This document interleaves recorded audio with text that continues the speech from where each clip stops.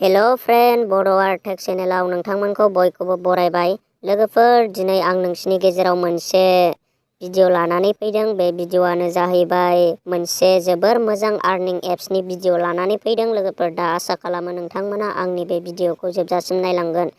दा लोगोफोर भिडिअखौ जोबजासिम नायनायनि सिगां आंनि मोनसे फिसा रिक्वेस्ट, नोंथांमोना जायफोर आंनि चेनेलाव गोदानै फैदों चेनेलखौ साबस्क्राइब खालामाखैबा चेनेलखौ साबस्क्राइब खालामदो। लोगोसे खाथिनि नटिफिकेसन बेल आइकनखौ अलावबो थुनानै लादो। लोगोफोर नैबे सासे ब्र'आ सोंहरदों आंनाव, मानि कमेन्ट खालामहरदों दहायसो कमेन्ट खालामदों। ओमफ्राय आं लगे लगे मोनसे बिनि थाखाय जों बयनिबो थाखाय मोनसे मोजां आर्निं उइदाउट इनभेस्टमेन्ट, मानि जोङो थाइसेबो फैसा गारनाङा लोगोफोर, जोङो मानि फ्रियावनो आर्न खालामनो हागोन। लोगोफोर दा आङो बिनि मोनसे भिडिअ लाबोबाय। आसा खालामो नोंथांमोना आंनि बे भिडिअखौ जोबजासिम नायलांगोन। लोगोफोर फैदो बिदिब्ला आं दा नोंसिनो दिन्थिदिनि बे आर्निं एप्सआ मा एप्स। लोगोफोर नै दा नैबे भिडिअखौ जागायनायनि सिगां नैबे बिरदाव बसुमतारी ब्र'नि कमेन्टखौ नायनानै लाग्रोनोसै। बियो बुंहरदों अनलाइन आर्निं एप्सनि बागै मोजां भिडिअ लाबो ब्र' होनहरदों। ओमफ्राय आं होनदों अके ब्र' नेक्स्ट भिडिअआव लाबोगोन आं होनहरबाय आङो। दा नायलांदो लोगोफोर बे आर्निं एप्सआ मानि रियेल केस मानि होगोन ना होआ, आरो बेयाव जोङो आर्निं खालामनो हागोन ना हाया। लोगोफोर आं नोंसिनो लाइभ प्रुफ आरो नोंसिनो मानि बे एप्सआ बेसे गोबाव थाखो आरो बेसेबां दिन थाखो बेनि फारसे सावरायगोन। लोगोफोर दा आसा खालामो नोंथांमोना आंनि बे भिडिअखौ जोबजासिम नायलांगोन। दा फैदो बिदिब्ला आं दा मबाइल स्क्रिनाव थांनानै दिन्थिदिनि। लोगोफोर बे एप्सनि मुङानो जाबाय इमपिएल। लोगोफोर नोंथांमोनाबो नोंथांमोनाबो सोरबा मिन्थियो जानो हागौ लोगोफोर, आरो मोनथियाबो जानो हागौ। बे इमपिएल एप्सआ जोबोर मोजां एप्स लोगोफोर, मानि गेम गेलेनो रोङोबा आरोखि। मानि फार्स्ट टाइमावथ' गेमखौ गेलेनो रोङा लोगोफोर, जोङो मानि प्रेक्टिस खालामसो गेमखौ गेलेनो रोङो। दा फैदो बिदिब्ला आं दा बे इमपिएल एप्सखौ मानि अपेन खालामना दिन्थिदिनि नोंसिनो। नै बेनो जाहैबाय इमपिएल। लोगोफोर नै दा आं बेखौ अपेन खालामबाय। लोगोफोर आं दा बिनिफ्राय बिराद बुरजा आर्निं खालामबाय।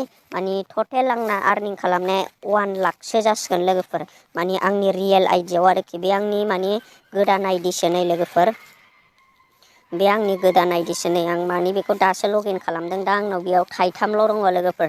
दा बेयाव जोङो माबोरै आर्निं खालामनो हायो नै आं दा 3 रुपिस दङ नै लोगोफोर, डिप'जिट 2 आरो उइनिं केस 1।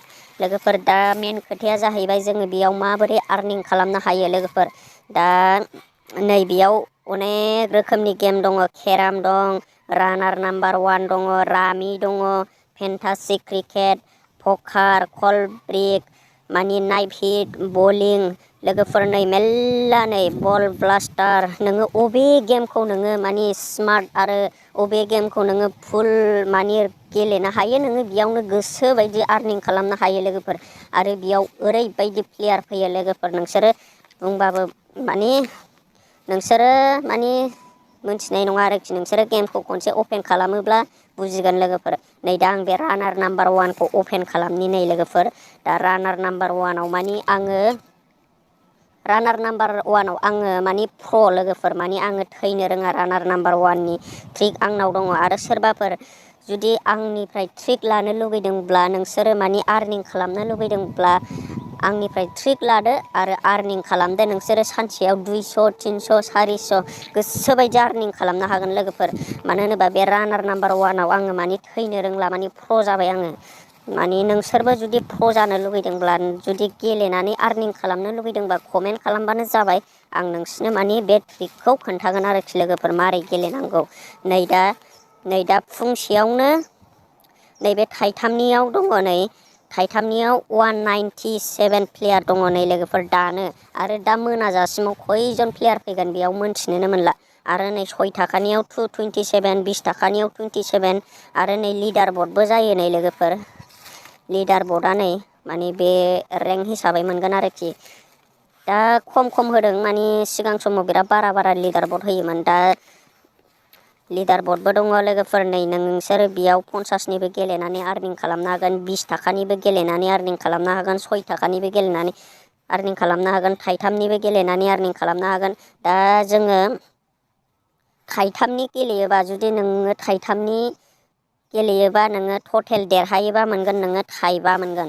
ओमफ्राय 6 थाखानि गेलेयोब्ला नै जोंना बेयावनो होनाय दंखायो नै 6 थाखानि गेलेयोब्ला जोङो 10 थाखा मोनगोन एलाय उइन रेस जेनेबा जोङो सासे जेनेबा नोंजों आंजों गेलेबाय ओमफ्राय आं देरहायोबा आंहा 10 थाखा मोनबाय बेबायदि ओमफ्राय थैयोबा आंनि लस जाबाय आरोखि ओमफ्राय 20 थाखा गेलेयोबा 35 मोनगोन लोगोफोर नै दा आं नोंसिनो बेखौ गेलेनानै देखायनो दे थाइथामनिखौ गेलेनानै देखायनि आङो दा नायलांदो नोंसोरो लाइभ प्रुफ आङो देरहागोन ना देरहाया लोगोफोर नै आं दा थाइथामनिखौ प्ले होनानै देखायबाय लोगोफोर दा नायलांदो नोंथांमोना माने बे थाइथामाव आङो देरहागोन ना देरहाया लोगोफोर दा आं नोंसिनो लाइभ प्रुफ देखायबाय आंना नै दा सार्चिं जाबाय लोगोफोर नै दा सार्चिंआव दङ प्लेयार मोनथ'वाखै नायलांबाय थादो नै आंना नै दासो सार्चिं जादों बेलाय बेयाव मिनिट खारबाय नै बाहाय बेयाव मिनिट खारबाय नै दा सार्चिं नै आंना प्लेयारबो फैबाय लोगोफोर नै सोरबा गुरु नाम आं दा बिजों गेलेनोसै नै लोगोफोर आं दा बिजों गेलेनोसै नै आंना दा साउन्ड जादों बे साउन्डखौ अफ खालामबाय आङो लोगोफोर नोंसोरो नायलांदो नै आं बेयाव दा नोंसिनो लाइभ प्रुफ गेलेनानै देखायदों आरोखि लोगोफोर दा सोरबा नोंसोरो जुदि गेलेनो इन्टारेस्टबा गेम गेलेनानै फैसा खामायनो इन्टारेस्टबा माने ट्रिक नांगौब्ला इनफ्लुएन्सनि ट्रिक नांगौब्ला आंनि कमेन्ट बक्सआव कमेन्ट खालामबानो जाबाय लोगोफोर नोंसोरो माने उइदाउट नोंसोरो थाइसेबो फैसा गारालासिनो माने आर्निं खालामनो हागोन आरोखि लोगोफोर आरो बेयाव मोनसे खोथा लोगोफोर माने बेयाव बिराद प्लेयार मोनो माने थैनो रोङि प्लेयार मोनो मानो होनोब्ला बयबो मानसिया माने बेयाव माने फ्रियाव गेले प्रेक्टिस होनानै माने प्रेक्टिस खालामनानै माने बिसोरो प्र' जाजोब्बाय लोगोफोर माने थैनो रोंजोब्बाय दा नोंसोरो ओंखायनो फैसाखौ लब जानानै बारा गिदिराव गेलेयोबा जेनेबा 20 थाखा 30 थाखा 50 थाखानियाव गेलेयोबा नोंनिसो खहा एबा नोंनिसो लस जागोन लोगोफोर दा मेन खोथाया बेसो जोङो बारा गिदिरखौ गेलेयालासिनो जोङो फिसा माने फिसा बेटेलखौ गेलेनांगौ आरोखि लोगोफोर दा फिसा बेटेलाव माने गोदान प्लेयार फैयो जयेन जायो फैनानै होलाङो नै लोगोफोर आं दा रायलायनो मिन्थियाखिसै नै आं मालाबानो देरहाबाय नै लोगोफोर दा आंनाव दङ नैबे माबाया दङ नै लोगोफोर माने थाइबा मोनबाय आङो नै आंना सिगाङाव थाइथामल'मोन नै आंना दा 6 थाखा फैबाय नै लोगोफोर दा नोंसोरो लाइभ प्रुफ नेबाय नै आं नुबाय नै आं माने फार्स्ट रेंकआव थाबाय नै दा बे लोगोआ थैबाय आंना आं दा नेक्स्ट सार्चिं खालामबावसै नै लोगोफोर माने खनसे गेलेनानै देखायबावनोसै आङो नै गोदान प्लेयार मोनलायबाय लोगोफोर नै दा बेखौ गेलेनानै देखायसैलाय आङो बे प्लेयारा थैगोन ना थैया लोगोफोर मानो होनोब्ला आंबो थैनो रोंखाला बे गेमाव मानो होनोब्ला आंनि फैसाखौ साहसै लांनो हाला आरोखि माने गोदान प्लेयारबा बे आंजों थैनानै होलांगोन लोगोफोर दा नायलांबाय थादो आङो बे प्लेयारजों देरहागोन ना देरहाया नोंथांमोनाबो सोरबा आर्निं एप्स जेनेबा अनलाइन आर्निं एप्स माने फाल्तु आर्निं एप्सआव माने फैसा इनभेस्ट खालामालासिनो माने बेफोरावनो फ्रियाव गेलेनानै नोंथांमोना फैसा खामायोब्ला मोजां जायो आरोखि लोगोफोर मानो होनोब्ला जोङो फेसबुक वाट्सएपखौ माने टाइम नायनानै जों थाइसेबो फैसा आर्न खालामनो हाया आरो गावनि रिसार्चखौनो जोङो मोनफिना लोगोफोर फेसबुक वाट्सएप नायोब्ला मानो होनोब्ला बेयाव नोङो दसे सम नै आंना नै दा थैलायबाय नै लोगोफोर नै दा बेयाव थैलायबाय नै आंना नै दा 8 थाखा जाबाय नै लोगोफोर दसेनो 8 थाखा आर्निं खालामबाय आङो माने गेलेबानो मोनो नोङो जेसेबां बुरजानि गेलेगोन नोंनाव एसेबांनो प्रफिट जागोन नै लोगोफोर दा आङो थाइथामनिखौनो खननै गेलेनानै देखायबाय नै आं 6 थाखानिखौ जुदि खननै देरहायोमोनब्ला आंना दा 20 थाखा जाबायमोन लोगोफोर दा बिदिनो मोनलांबाय थायो लोगोफोर माने नों जेसेबां टाइम होगोन नोंनाव एसेबांनो फैसाया हाबलांबाय थागोन लोगोफोर दा नै नोङो जेनेबा रानार नाम्बार 1खौ रोङाबा केरामखौ गेलेनो हायो नै लोगोफोर दा आं केरामखौ नोंसिनो लाइभ प्रुफ गेलेनानै देखायनि लोगोफोर केरामाव आङो माने देरहागोन ना देरहाया नैबे 50 बनासखौ गेलेनानै देरहागोन आं खोन्थागोन आङो बनासनिखौ गेलेनानै नै लोगोफोर आं थाइथामनिखौनो गेलेनानै देखायनोसै नोंसिनो माने थैबाबो थांबाबो आं नोंसिनो गेलेनानै देखायसै आरोखि ना नोंसोरो नायलांबाय थादो लाइभ प्रुफ लोगोफोर दा आङो केराम थाइथामनि गेलेनोसै नै प्लेयाव होनोसै आङो माने थैबाबो थांबाबो माने आंनाव बारा केराम गेलेनायनि एक्सपिरियेन्स गैया लोगोफोर होनबाबो आं नोंसिनो देखायनोसै आरोखि ना दा नायलांबाय थादो दा लोगोफोर बेयाव मेन खोथाया बेसो नोंथाङा जेनेबा गेमखौ नोङो फार्स्ट टाइमाव गेलेजेनबा रोंनाय नङा दे नोङो फ्रियाव बिराद प्रेक्टिस होनांगोन लोगोफोर माने फ्रि होनाय दंखायो गावसिनि एप्सआवनो नोंसोरो फैसा गारालासिनो फ्रियाव गेलेग्रोनांगोन नोङो जुदि फैसाखौ लब जानानै नोङो गेम रोङा गारा नोङो डाइरेक्ट फैसा गारनानै गेलेयोब्ला नोंथाङा नोंथांनिसो लस जागोन आरोखि लोगोफोर दा नोङो फ्रियाव बिदिनो सानसे साननै सानथाम नोङो जेसेबांखि प्र' जाया मानो नोङो प्रेक्टिसखौ होबाय थादो उनावहाय नोङो लासै लासै आर्निं खालामलांदो लोगोफोर बे गेमा बिराद गोबावसै लोगोफोर खमसे खम बे गेमखौ हमना लादो बियो आङो 2018निफ्रायनो गेलेदों 2018निफ्रायनो ओंखारखानाय बे गेमा लोगोफोर नै दा होनबा साननानै लादो 18 19 20 21 22 जालायलायसै नै लोगोफोर दा आङो र' केरामखौ गेलेगोरनानै देखायनि आर्निं खालामनो हागोन ना हाया आङो केरामाव आङो नोंसिनो दा लाइभ प्रुफ गेलेनानै देखायदों लोगोफोर नै दा नायलांदो आङो आर्निं खालामनो हागोन ना हाया केरामाव लोगोफोर मेन खोथाया बेसो नोङो जे नै आंना दा हाबाखसै मेन खोथाया बेसो लोगोफोर नोङो जे गेमखौ नोङो बांसिन मोजां आर्निं माने बांसिन मोजां रोङो आरोखि ना बेहाय नोङो आरामसे आर्निं खालामनो हायो लोगोफोर माने सानसेयाव नोङो 200 300 आरामसे आर्निं खालामनो हागोन आरोखि न'आव जिराय जिरायनो गोसोबायदि दा नायलांदो लोगोफोर माने आङो केराम गेलेनानै नोंसिनो लाइभ प्रुफ देखायसै दा केरामाव मोनगोन ना मोना आङो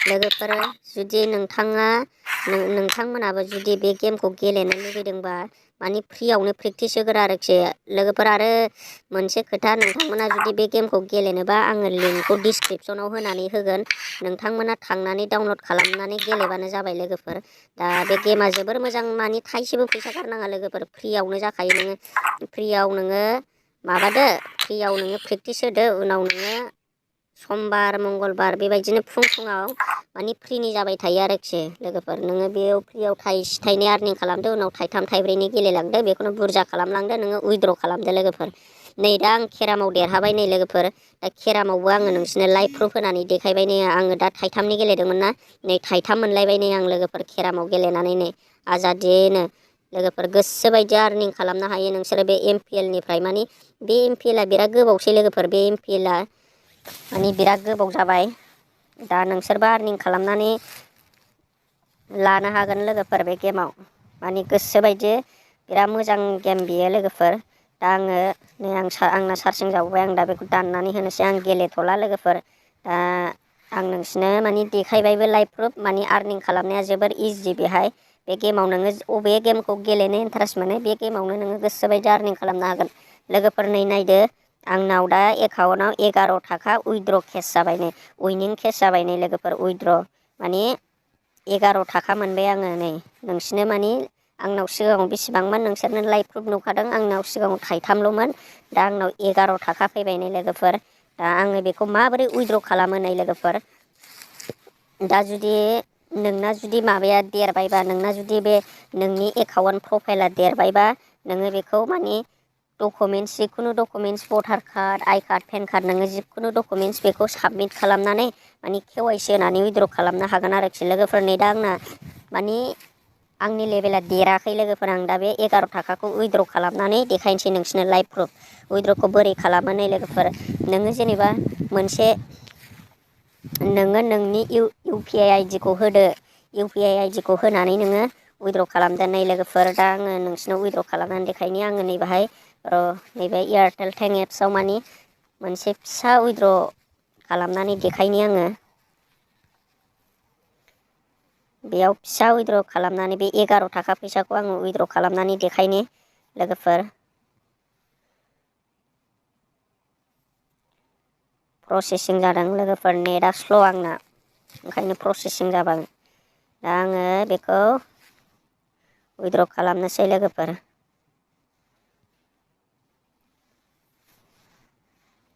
नैबाहाय इउपिआइ आइडि सेट खालामनोसै आङो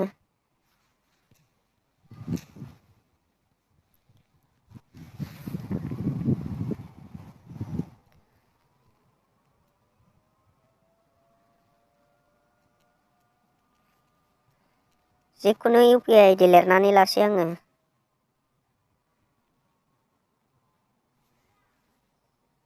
नै आंना दा UPI आइडिया सेट जाबाय लोगोफोर। दा आङो नैबाहाय UPI आइडिखौ होनानै नैबे UPI आइडिखौ होनानै नैबाहाय दा आं जेखौ सेभ खालामदोंमोन बेखौ होफिननोसै।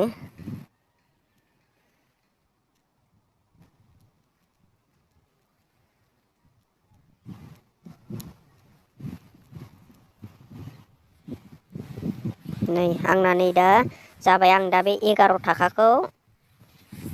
थाखाखौ उइद्र' खालामनानै देखायनोसै लोगोफोर। नै दा नैबे उइद्र'आव थुदो। उइद्र'आव थुनानै नैबेहाय नोंनि UPI आइडिखौ सेलेक्ट खालामदो। नैबाहाय सेलेक्ट खालामदो।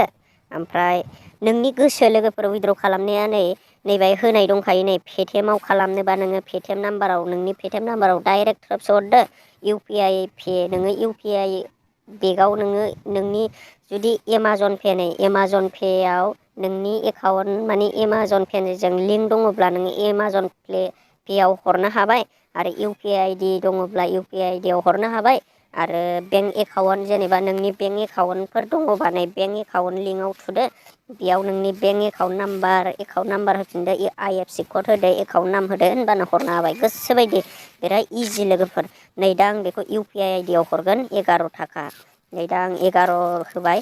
दा आङो उइद्र'आव थुनोसै नै लोगोफोर। उइद्र'आव थुनानै नै प्रसेसिं रिकुवेस्ट जाबाय नै आंना।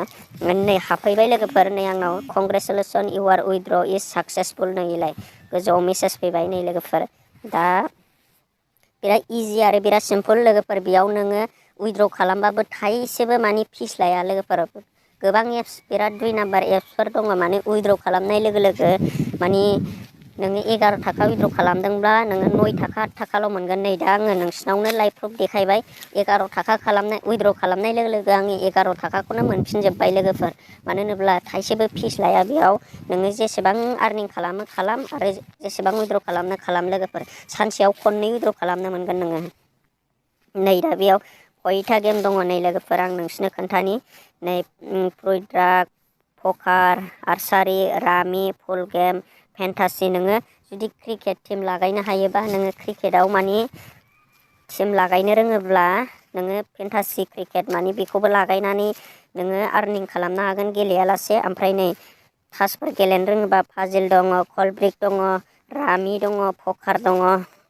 ओमफ्राय नै फ्रुइट सबबो दङ, केनजाम, स्पेस कम्बाट। लोगोफोर नै गेमा अनेक रोखोमनि गेम दङ। नोंथांमोना बेयाव मानि फ्रियावनो गेलेनानै मानि फार्स्ट टाइमाव फ्रियावनो प्रेक्टिस खालामग्रोदो। उनाव नोङो गेम जुदि रोंजोबथारबायबा नोंसोरो मानि फैसानि गेलेदो। मानि फैसानि मेच नांदो लोगोफोर। नै ओरैबायदि गेम दङ लोगोफोर गेलेबाबो गेलेख'नो हाया। नोंसोरो बेयाव चयस खालामनांगोन नोङो अबे गेमखौ बांसिन इन्टारेस्ट आरो अबे गेमाव नोङो बांसिन आर्निं खालामनो हागोन। फार्स्टआवनो बेखौ नोङो चयस खालामनांगोन लोगोफोर।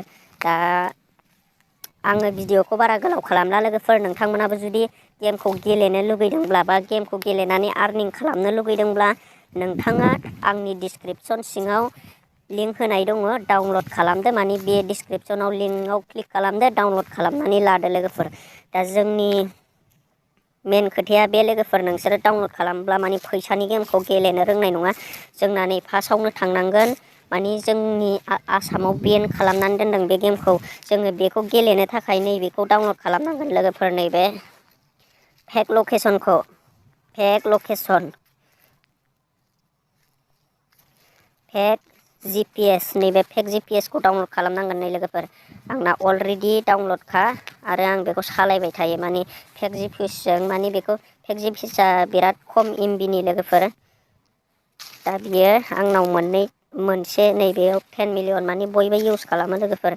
दा नोंसोरो बे फेक GPS खौ लानानै बे MPL खौ सालायनो हागोन आरोखि। जेबो प्रब्लेम मोननाय नङा नोंथाङा। आरो माबाफोर प्रब्लेम जायोब्ला आंनाव कमेन्टआव सोंहर, आं नोंसिनो गोसोबायदि हेल्प खालामगोन लोगोफोर। दा भिडिअ'खौ आं बारा गोबाव खालामला। नोंथांमोना जायफोर आर्निं खालामनो गोसो बे एप्सनिफ्राय आर्निं खालाम। मानि उइदाउट इनभेस्टमेन्ट नोंनि पकेटनिफ्राय थाइसेबो फैसा खारा लोगोफोर। दा आङो नेक्स्ट भिडिअ लाबोगोन। बाय भिडिअ'खौ एसेयावनो दोनथ'नाय जाबाय।